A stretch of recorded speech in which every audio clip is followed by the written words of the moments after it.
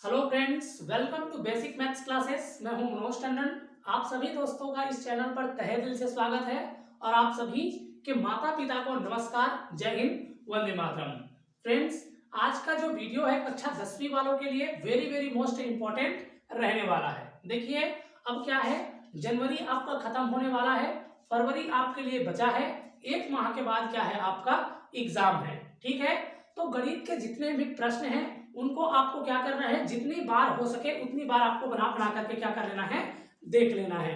ठीक है, बाद में क्या होता है, बन नहीं पाता है, तो क्या है, अच्छे से आप प्रैक्टिस करिए और क्या है, सफलता हासिल करिए, अच्छा अंक अर्जित करिए।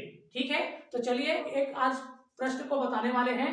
ठीक है, हो सकता है कि ये क्वेश्चन आपके एग्जाम में आ जाए। ठीक है, तो आपको कैसे बनाना है इस क्वेश्चन को, चलिए इस वीडियो में हम लोग सीखते हैं। ठीक है, देखिए क्या लिखा है यहाँ पर, निम्न बहुपदों के मध्य पद को तोड़ करके गुणनखंड ज्ञात कीजिए। ठीक है, तो देखिए मध्य पद को तोड़ करके आपको क्या है, गुणनखंड ज्ञात करना है। ठीक है, प्रश्न मैं यहाँ पर नहीं लिखा हूं। ठीक है, एक एक करके लिखता जाऊंगा और क्या है, प्रश्न को आपको बताता जाऊंगा। ठीक है, करनी 3 या √3 आप जैसे बोलते होंगे, y का स्क्वायर दे रखा है। ठीक है, प्लस करके कितना है, 9y है, 9y है, प्लस करके कितना है, तो 6 करनी 3 है। ठीक है, 6 करनी कितना है, 3 है। ये हमारा क्या है, प्रश्न दे दिया है। ठीक है, कौन सा नंबर का प्रश्न है, तो ये हमारा प्रश्नावली 3 का 11 है, 11वां प्रश्न। ठीक है, तो क्या करेंगे हम लोग, यहाँ पर हल कर लेंगे सबसे पहले। ठीक है, अब ये दिया गया बहुपद है तो हम लोग लिखेंगे दिया गया बहुपद है, दिया गया बहुपद है। ठीक है, दिया गया क्या है, बहुपद है। ठीक है, और एक बार क्या करेंगे, क्वेश्चन को लिख लेंगे, करनी 3 y का स्क्वायर प्लस 9y प्लस 6 करनी 3। ठीक है, अब क्या करेंगे हम लोग, इसको मानक वर्ग समीकरण से तुलना कर देंगे जैसे पिछले बार किया था। ठीक है, या तो मैं लिख देता हूं यहाँ पर ax के स्क्वायर प्लस bx, अब यहाँ पर y दे रखा है तो मैं यहाँ पर y लिख देता हूँ। ठीक है, ए वाई का square plus b y plus c बराबर 0 से तुलना करने पर, से तुलना करने पर। ठीक है, ये हमारा मानक वर्ग समीकरण है, तो मानक वर्ग समीकरण से क्या कर देंगे हम लोग, इसको तुलना कर देंगे। ठीक है, देखिए y का स्क्वायर यहाँ पर भी है, y का स्क्वायर यहाँ पर भी है। ठीक है, यहाँ पर a है, यहाँ पर √3 है, तो a बराबर हमारा कितना हो जाएगा, √3 हो जाएगा, करनी 3 हो जाएगा। ठीक है, b बराबर हमारा कितना होगा, देखिए यहाँ पर y है तो यहाँ पर भी y है, तो यहाँ पर b है, यहाँ पर कितना है, 9 है, तो b बराबर हमारा कितना हो जा रहा है, 9 हो जा रहा है। ठीक है, और c के स्थान पर कौन है, तो c बराबर है 6 करनी 3। ठीक है, अब देखिए यहाँ पर आपको देखना है कैसे करना है। ठीक है, अब क्या करेंगे हम लोग, a गुणा सी करेंगे, a गुणा सी, a के मान और c के मान को क्या कर देंगे, गुणा कर देंगे। ठीक है, तो a दे रखा है हमारा करनी 3, गुणा करके c दे रखा है 6 करनी 3। ठीक है, 6 करनी कितना आ जाएगा, 3 आ जाएगा। ठीक है, देखिए इसको गुणा करेंगे तो हमारा क्या हो जाएगा, इसके सामने में कुछ भी संख्या नहीं है तो मान लेते हैं कि यहाँ पर क्या है, 1 है। ठीक है, कुछ भी नहीं है, जहां पर कुछ ना हो वहां पर क्या रहता है, 1 रहता है। ठीक है, तो 6 एक कम कितना, 6।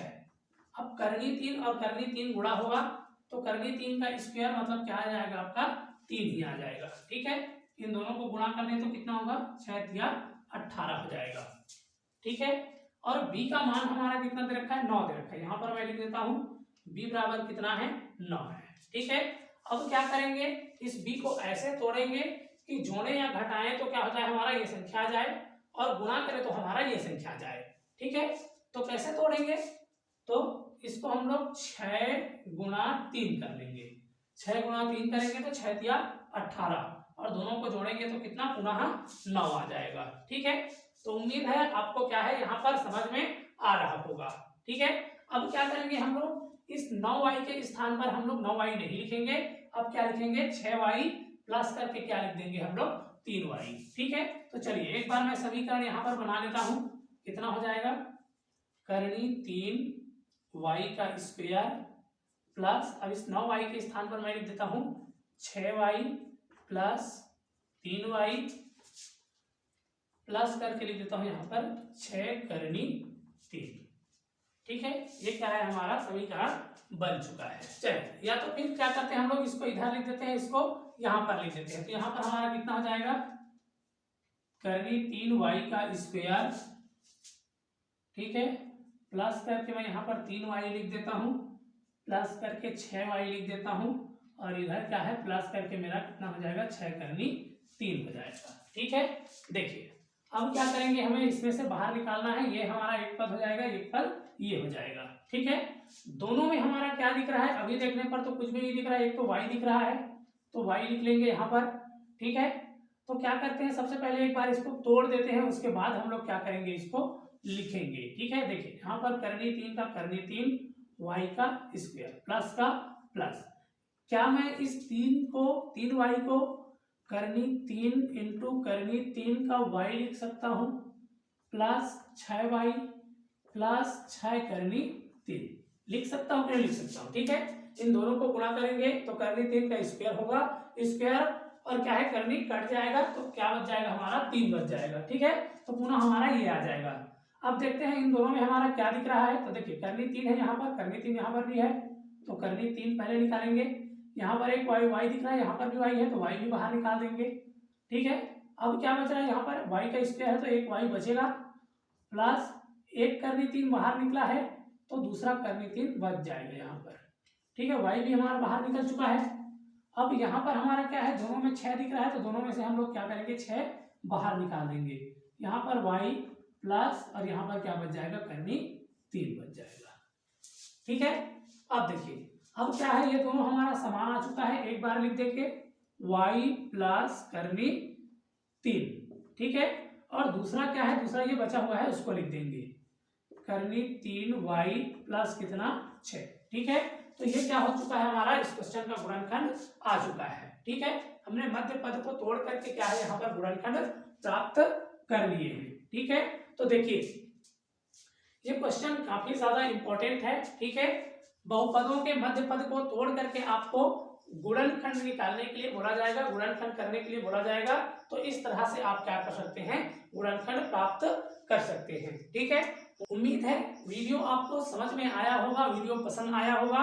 वीडियो समझ में आया है तो वीडियो को लाइक शेयर कर देना है, और आगे इसी प्रकार की जानकारी के लिए चैनल को सब्सक्राइब कर लेना है। ठीक है, चलिए फिर मिलेंगे ऐसी ही वीडियो के साथ।